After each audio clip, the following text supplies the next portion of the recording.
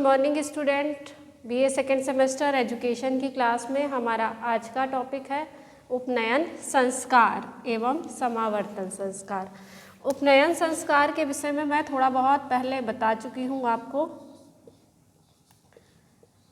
मैंने बताया था आपको कि वैदिक काल में शिक्षा ग्रहण यानी कि शिक्षा जब शुरुआत होती थी, बच्चा जब गुरुकुल में प्रवेश लेता था तब जो है उपनयन संस्कार कराया जाता था और इसके बाद बालक की शिक्षा आरंभ होती थी। ठीक है, आज हम इसको डिटेल में जानते हैं। उपनयन हमारा दो शब्दों से मिलकर बना है, उप प्लस नयन।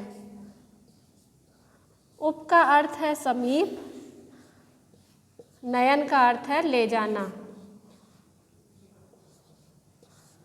नयन का अर्थ है ले जाना, अर्थात गुरु के समीप ले जाना।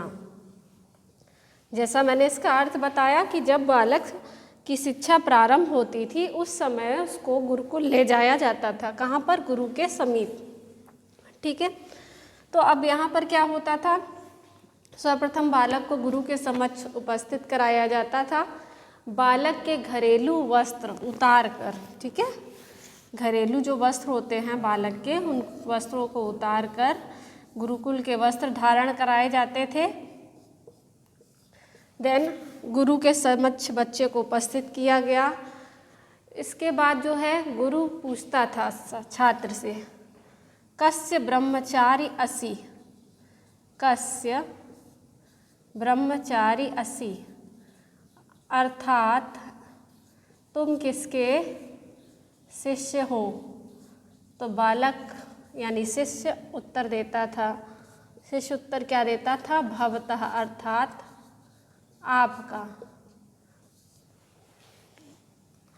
इसके पश्चात उस मंत्र वेद का उच्चारण किया जाता था, यज्ञ होता था, बच्चे को यज्ञोपवीत धारण कराया जाता था और इस तरह से बालक की जो है शिक्षा की शुरुआत होती थी इस संस्कार के माध्यम से। ठीक है, तो इस उपनयन संस्कार के माध्यम से बालक की शिक्षा जो है पूरी शुरुआत की जाती थी। ओके, अब हम बात करते हैं समावर्तन संस्कार की। समावर्तन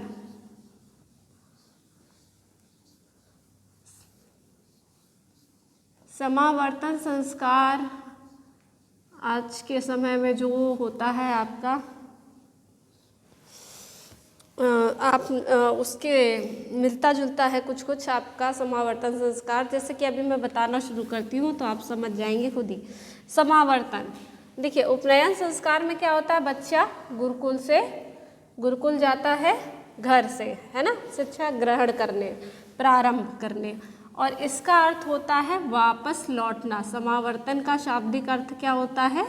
वापस लौटना, अर्थात बालक शिक्षा ग्रहण करके वापस गृहस्थ आश्रम की ओर, कहाँ? वापस किस तरह? गृहस्थ आश्रम की ओर जाता है, अर्थात घर की ओर जाता है। ठीक है,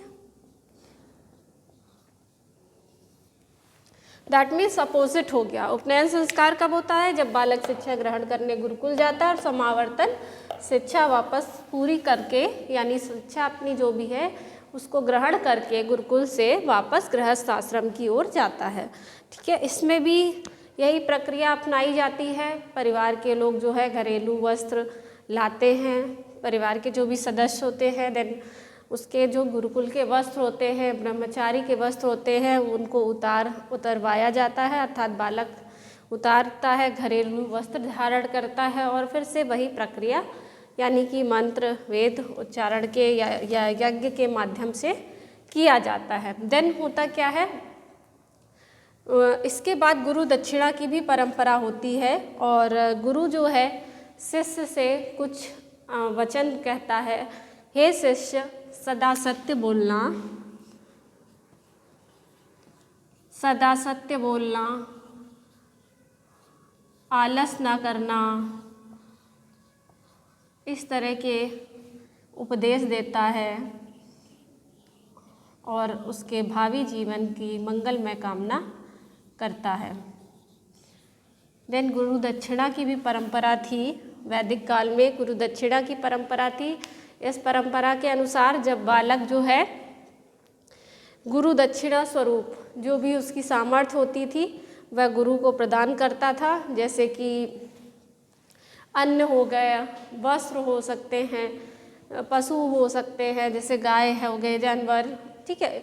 तो मतलब जितनी भी उसकी सामर्थ्य होती थी उस सामर्थ्य के अनुसार गुरु दक्षिणा देता था और देन गुरु उसके भावी जीवन की मंगलमय कामना करके उसको वापस गृहस्थ आश्रम की ओर विदा कर देता था। तो ये हमारे 2 संस्कार हैं। इनसे ऑब्जेक्टिव क्वेश्चन आपका इतना बनता है, उपनयन संस्कार कब होता था, ठीक है। समावर्तन की संस्कार की एज लगभग 25 वर्ष की आयु में होता था। कब होता था? 25 वर्ष की आयु में। इसका शाब्दिक अर्थ क्या है? इस तरह से इससे कुछ ऑब्जेक्टिव क्वेश्चन बनते हैं। हाँ, एक चीज़ रहेगी आपकी कि उपनयन संस्कार होता था ब्राह्मण, क्षत्रिय और वैश्य, इनका होता था, शूद्रों का नहीं था, ठीक है। शूद्र जातियों का नहीं होता था। तो ये मेनली बेसिकली आपके यही 3 से 4 क्वेश्चन जो मैंने बताए हैं यही इससे बनते हैं ऑब्जेक्टिव में, और बहुत कुछ विशेष नहीं है। फिलहाल आपका सब्जेक्टिव में तो काफ़ी डिटेल में, क्योंकि दोनों ही टॉपिक आपके इम्पॉर्टेंट हैं तो पूछे जाते हैं। ऑब्जेक्टिव में बस आपको इतना ही तैयार करना है और ये दोनों टॉपिक इम्पॉर्टेंट हैं, सो इसको पढ़ लीजिएगा। ओके स्टूडेंट, नेक्स्ट लेक्चर में मिलती हूँ। Thank you.